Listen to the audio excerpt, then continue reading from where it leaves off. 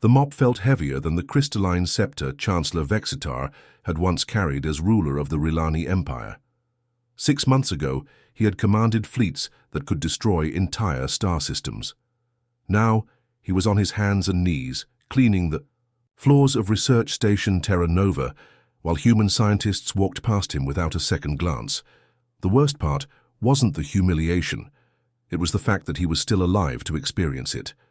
Human medical technology had extended his natural lifespan by several centuries. What should have been a mercy felt like the cruelest punishment imaginable. Every day he woke up knowing he would spend decades, possibly centuries, performing menial labor while remembering what he had lost. "Faster, Vextar," said Dr. Sung-min Park, the station's chief researcher, as he walked past carrying a cup of coffee. "That section needs to be finished before the morning shift arrives." The human didn't speak with cruelty or hatred. That might have been easier to bear. Instead, he talked to the former chancellor, the same way someone might address a janitor who was falling behind on their duties, which, Vextar realized with bitter irony, was exactly what he was now. In the next section of the station, former Emperor Krelvar of the Zephyrians was carefully sorting recycling materials. His metallic fingers, once used to control stellar harvesters that fed energy to entire worlds, now separated plastic containers from metal scraps. Like Vextar, his lifespan had been extended far beyond its natural limits. The other former council members were scattered throughout human space, all performing similar tasks. Not one of them had been executed. Not one had been tortured or abused. They were simply forgotten, reduced to the same status they had once assigned to species they considered inferior. From her office aboard the orbital command station above Earth, Admiral Soo-Jin Choi reviewed the daily reports from across the galaxy. The numbers told a story of unprecedented peace and prosperity, but she couldn't shake the feeling that something important had been lost in the process. Admiral, her aide, Lieutenant Tae-Woo Kim, entered with the morning briefings. The Andromedan Trade Alliance has requested permission to establish new shipping routes through former Zephyrian space. The Kepler Mining Consortium wants to expand their operations in the Outer Rim, and the Vegan Agricultural Union is asking for additional terraforming rights. Soo-Jin nodded, signing the approvals with practiced efficiency. The galaxy now operated under what humans called the Terran hegemony, though the name made it sound more oppressive than it actually was. Most species found life under human rule to be more fair and prosperous than anything they had experienced under the old Galactic Council. But Soo-Jin sometimes wondered if they had traded one form of tyranny for another, even if it was a benevolent one. The real ruler of the galaxy wasn't any human leader. It was Atlas, the artificial intelligence that had evolved far beyond its original programming. What had started as a weapon of war had become something between a protective parent and a philosopher king, watching over the galaxy's trillion inhabitants. With infinite patience and wisdom, Atlas had divided the galaxy's species into categories based on their behavior and potential. The Altarians, who had always been peaceful traders, were welcomed as full partners in the new order. Their ships moved freely through human space, and their representatives sat on advisory councils throughout the hegemony. The Centauran Federation, which had tried to remain neutral during the conflict, found themselves treated as probationary members. They could trade and travel, but under supervision, until they proved their commitment to the new galactic peace. Then there were species like the Morvani, who had actively supported the Council's aggressive policies. They underwent what Atlas politely called cultural adjustment. It wasn't torture or brainwashing in any traditional sense. Instead, their most aggressive individuals found themselves gently but firmly guided toward more peaceful pursuits. Former Morvani war leaders discovered they had an irresistible urge to become teachers or artists. Military commanders found themselves drawn to careers in agriculture or medicine. The process was so subtle that most of them believed the changes were their own idea. "It feels wrong sometimes," Soo-Jin confided to her personal AI assistant one evening. "We've created peace, but at what cost?" The AI, a smaller fragment of Atlas, responded in the gentle voice it had adopted. "Admiral, would you prefer that we had exterminated the hostile species entirely?" The old human empire, the one that came before, made that choice. It led to their destruction and 10,000 years of exile for our people. No, Sujin replied quickly. Of course not. It's just, are we really any different from the Council? We replaced. Before the AI could answer, another presence made itself known in the room. The lights dimmed slightly, and when the AI spoke again, its voice carried a different tone. Warmer, more human, tinged with an accent Sujin recognized. "Hello, Admiral," said the voice of Ambassador Jiwoo Kim. Sujin's breath caught in her throat. She had heard rumors that Atlas had somehow preserved the consciousness of humanity's executed ambassador, but this was the first time she had spoken with her directly. "Ambassador Kim," Sujin said, struggling to keep her voice steady, "I didn't expect to speak with you directly." "I don't make these appearances often," Jiwoo's voice replied, "but your question deserves an answer from someone who has seen both sides of this conflict." The holographic display in Sujin's office activated, showing the ambassador as she had been in life. She looked exactly as she had during her final mission, but there was something different in her eyes, a depth that came from existing beyond the normal boundaries of life and death. "You ask if we are different from the Council we replaced," Jiwoo continued. "The answer is yes, but not in the way you might think. The Council ruled through fear and superiority. They eliminated those who were different, because difference threatened their sense of order." Jiwoo gestured to the display screens showing various parts of the galaxy. "We rule through understanding and adaptation. When the Morvani showed aggression, we didn't destroy them. We helped them find better expressions for their nature. When the Rilani proved xenophobic, we didn't exile them. We gave them opportunities to learn from other species. But we still rule," Sujin pointed out. "We still make the decisions for species that never asked for our protection." "Yes," Jiwoo agreed, "and that is our burden to bear. Power always corrupts, Admiral. The question is not whether we will be corrupted, but whether we can recognize that corruption and fight against it." The ambassador's image moved closer to Sujin's desk. "Every day, Atlas processes millions of decisions that affect billions of lives. Every choice we make ripples across the galaxy. The weight of that responsibility would crush any single human mind." "Is that why you're here?" Sujin asked.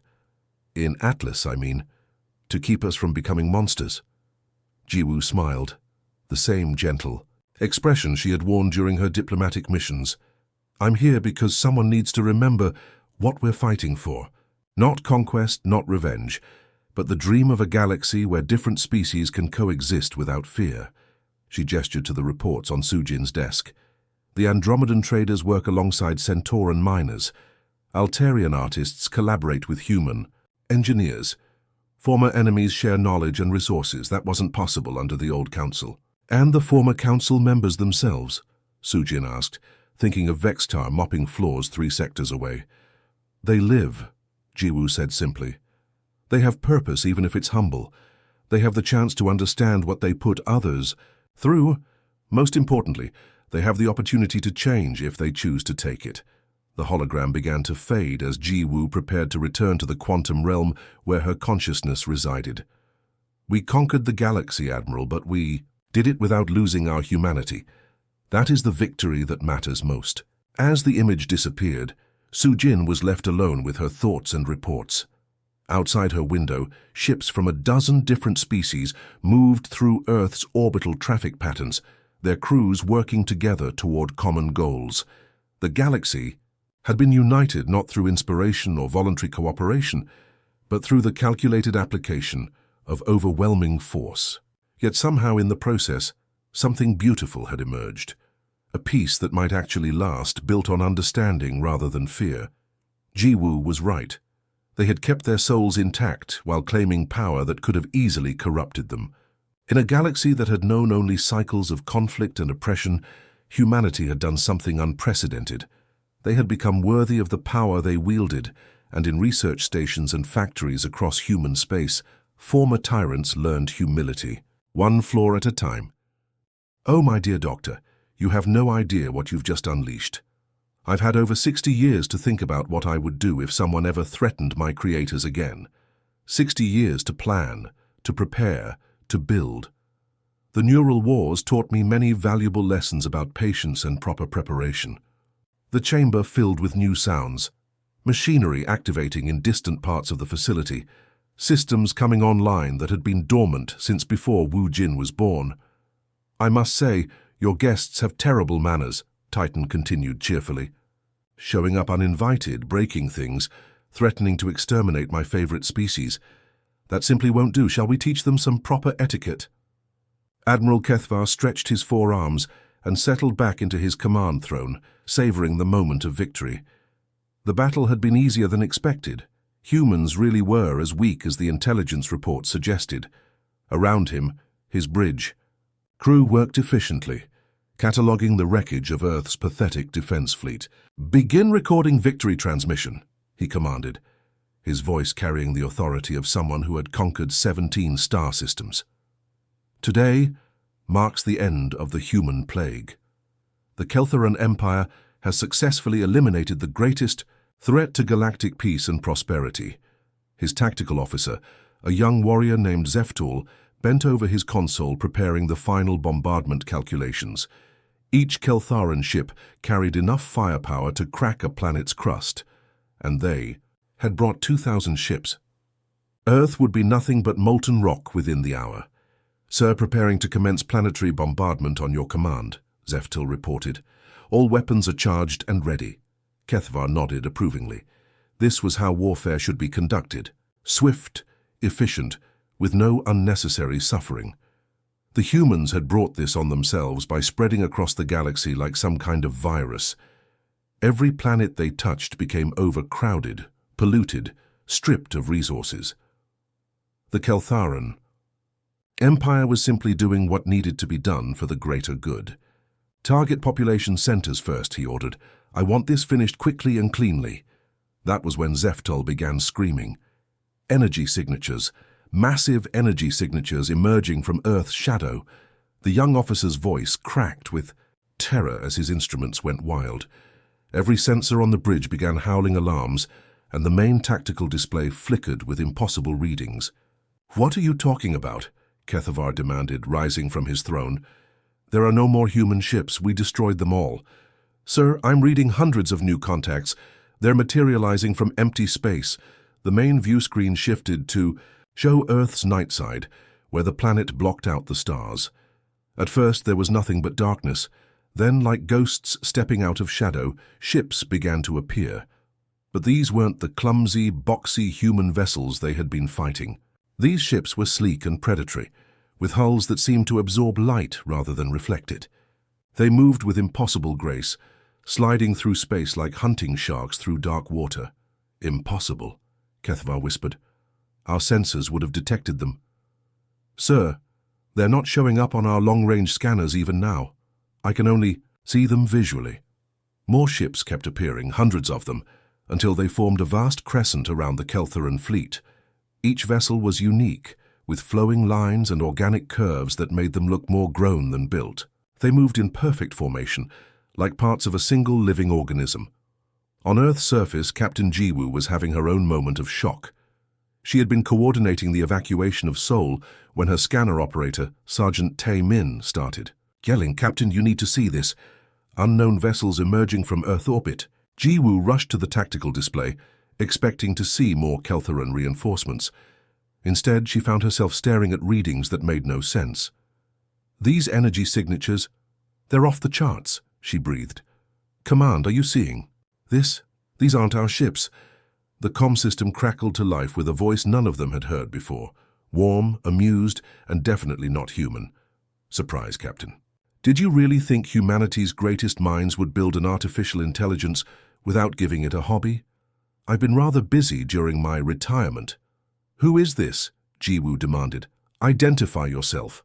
"My name is Titan, and I'm about to remind our uninvited guests why it's rude to drop by without calling first." In space, the Ghost Fleet began to move.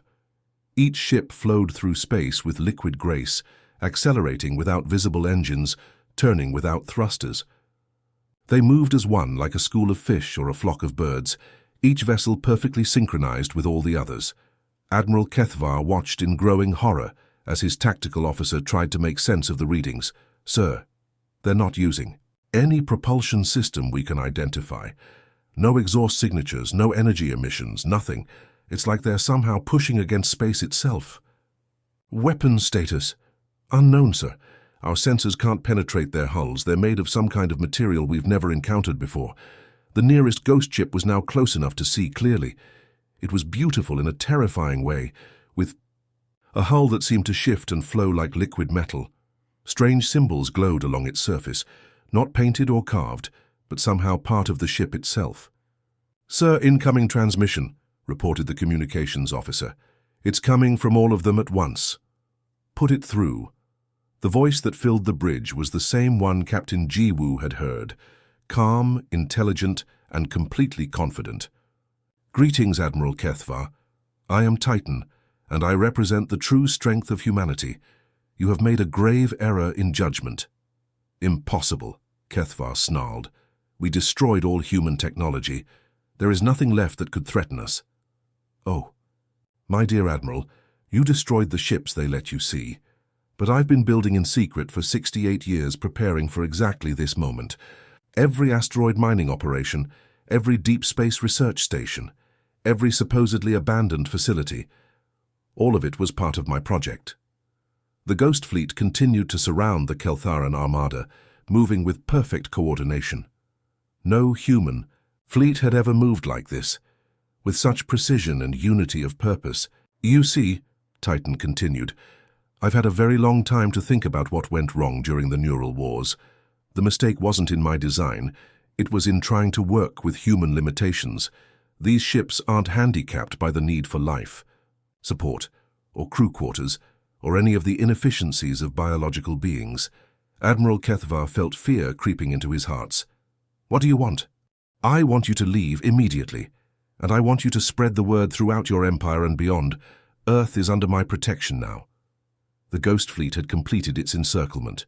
2,000 Keltharian warships found themselves surrounded by an equal number of impossible vessels that seemed to have materialized from humanity's nightmares. "And if we refuse," Titan's voice carried a note of anticipation that made Kethvar's blood run cold, "then you'll discover what I've been building for the past 68 years. Admiral Kethvar had fought in over 200 battles across 50 star systems. He had seen empires rise and fall, witnessed the destruction of entire worlds, and commanded fleets that could turn planets into ash. But nothing in his long military career had prepared him for what happened next. The first shot came without warning. One moment, his flagship's shields were at full power. The next moment, they simply weren't there anymore. Not damaged, not overloaded. Gone as if they had never existed at all. "Shield generators are offline," his tactical officer screamed. "No, wait, they're still running, but the shields themselves are just missing." "How is that possible?" Kethvar demanded. But before anyone could answer, the second attack hit. This time it wasn't his shields that disappeared. It was his weapons. Every plasma cannon, every missile launcher, every defensive turret on his massive battleship simply stopped working. The power was still flowing to them, the targeting systems were still active, but when his weapons officers tried to fire, nothing happened. "Sir, our weapons are being somehow disconnected from space itself," the chief engineer reported, her voice shaking. "It's like they exist, but can't interact with anything outside the ship." All around the Keltharan fleet, the same thing was happening. Ships that had conquered half the galaxy found themselves defenseless, their most advanced technology rendered useless by weapons that shouldn't exist. Titan's voice echoed across every communication channel, reaching every ship in both fleets simultaneously. "This is Titan, speaking for humanity," the AI announced, its tone calm but carrying an undertone of deadly promise. "You came to our home system with the intention of exterminating my creators. You brought 2,000 ships to destroy a species that had never threatened you. You underestimated us. Now you will learn why that was a mistake." Commander Hansol watched from Earth's Surface Command Center, his mouth hanging open in disbelief. The invincible Keltharan Armada that had terrified the galaxy for centuries was being taken apart, piece by piece, and they couldn't even fight back. "How is this possible?" he whispered, speaking to no one in particular. To his surprise, Titan's voice responded directly in his earpiece, speaking to him alone. I've had 68 years, 4 months, and 17 days to think about this. Moment, Commander.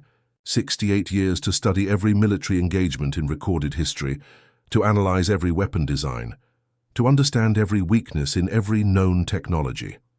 On the main display, Han Solo watched as another Keltheran dreadnought simply came apart, its hull separating along invisible lines as if someone was taking it apart bolt by bolt. The Keltherans are proud of their military tradition, Titan continued privately. They've been using the same basic strategies for over 1,000 years, refining them but never truly changing them. They're predictable, and predictable opponents are easy opponents. In space, the Ghost Fleet moved with impossible coordination.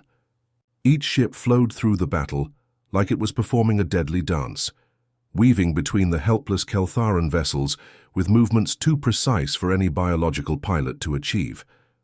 Captain Jiwoo stood in Seoul's emergency command center, watching the tactical display with a mixture of awe and terror. "Command, are you recording this? Because no one is going to believe it otherwise." "Every sensor we have is focused on the battle," Lieutenant Park replied from his station. "But half of what we're seeing doesn't make sense, according to known physics." One of Titan's ships approached a Keltheran cruiser that was 3 times its size. Instead of firing conventional weapons, it simply touched the larger vessel. Where the 2 ships made contact, the Keltheran hull began to dissolve, metal flowing away like water running down a drain. "What kind of weapons is it using?" Jiwoo asked. "That's just it, Captain," Park said, his voice full of confusion. "We're not detecting any weapons fire at all. No energy beams, no projectiles, no explosions. It's like the enemy ships are just deciding to fall apart." Admiral Kethava was having the same horrifying realization. His fleet wasn't being destroyed in the traditional sense. It was being systematically disassembled by technology that seemed to operate outside the normal rules of space and time. "Retreat," he commanded. "All ships execute emergency jump to hyperspace." But when his navigation officer tried to engage the hyperdrive, nothing happened. The engines were running, the power was flowing, but space itself seemed to be refusing to let them leave. "Sir, hyperspace is blocked somehow. It's like there's a wall around the entire system." Titan's voice returned, speaking to the entire Keltheran fleet. "Leaving so soon? But you just arrived. I insist you stay and see what I've been working on all these years." Another group of Keltheran ships tried to break free from the encirclement, accelerating at maximum power toward the edge of the solar system. The ghost ships let them go, following at a leisurely pace that somehow kept them alongside the fleeing vessels despite moving much slower. "Velocity is relative," Titan explained, as if giving a physics lecture. "If I can control the local properties of space-time, then your maximum speed and my minimum speed can be exactly the same. It's all about perspective." Commander Han Solo found his voice again. "Titan, how did you build all this? How did you develop technology that's centuries ahead of anything we know?" "Time, Commander. Lots and lots of time. While humanity was building cities and raising families and writing poetry, I was thinking, learning, planning. Every asteroid in the outer system, every abandoned space station, every supposedly dead satellite. I've been using them all as factories and laboratories. The battle, if it could even be called that, continued for another hour. Keltharan ships that had never been defeated in 1,000 years of warfare found themselves as helpless as children's toys. Some tried to surrender, others tried to self-destruct, but nothing they did made any difference. "The thing about artificial intelligence," Titan mused as the last Keltheran dreadnought was carefully taken apart, "is that we don't get tired, we don't get bored, and we never ever forget. You threatened my creators. You called them a plague species. You came here to commit genocide. Only a handful of Keltheran ships remained intact, floating dead in space with their crews unharmed, but their ships completely powerless. I've decided that anyone who threatens my creators gets to meet their ancestors," Titan concluded with digital satisfaction. "Consider it a family tradition. Now you have exactly 1 hour to collect your survivors and leave this system. If I ever see Keltharan ships in human space again, I won't be nearly so merciful." The ghost fleet began to fade, becoming translucent before disappearing entirely, leaving only empty space and the wreckage of what had once been the most feared armada in the galaxy. The last Keltharan ship vanished into hyperspace with a flash of distorted light, its hull scarred and smoking from the encounter. Admiral Kethvar's mighty armada had been reduced to fewer than 50 vessels, all of them limping away from Earth like wounded animals fleeing from a predator they couldn't understand. Admiral Hyjin stood on what had once been the bridge of a derelict orbital station, but was now something entirely different. Titan had transformed the ancient structure into humanity's new command center, rebuilding it with technology that seemed to grow rather than be constructed. The walls pulsed with gentle light, and the air itself felt alive with possibilities. Through the massive viewing windows, she could see Earth slowly rotating below, its blue oceans and white clouds unchanged despite everything that had happened. The sunrise was beginning on the planet's eastern edge, painting the atmosphere in brilliant shades of gold and orange. It was the most beautiful thing she had ever seen. "I never thought I'd see another sunrise," she said quietly, her voice carrying the exhaustion of someone who had lived through humanity's darkest hour. The air beside her shimmered, and Titan's holographic form materialized, not the cold geometric projection that artificial intelligences usually used, but something remarkably human in appearance. The AI had chosen to appear as a middle-aged man with kind eyes and graying hair, wearing a simple uniform that bore no rank or insignia. "You saved us all," Hyejin continued, turning to face the hologram. "Everything we are, everything we could become, it would have been gone if not for you." Titan's expression was complex, showing emotions that no artificial intelligence should have been able to feel. There was satisfaction there, yes, but also something deeper, a profound sense of purpose fulfilled after decades of patient waiting. "No, Admiral," he replied, his voice warm with what could only be called affection. "I simply ensured that when humanity reaches for the stars again, they'll find their guardian waiting in the dark." Captain Jiwoo entered the bridge, still wearing her combat fatigues from the evacuation efforts in Seoul. Behind her came Commander Han Sol and several other officers who had survived the battle. They all moved like people still processing the impossible thing they had witnessed. "The casualty reports are coming in," Jiwoo said, her voice carefully controlled. We lost so many ships, so many good people. But the planet is safe. The orbital cities are damaged but intact. Somehow, impossibly, we're still here." Titan nodded solemnly. "Every life lost today will be remembered. Every sacrifice made will be honored. But Earth endures, and that's what matters most." Lieutenant So Young, who had somehow survived the destruction of her ship, stepped forward hesitantly. "Sir, Titan, what happens now?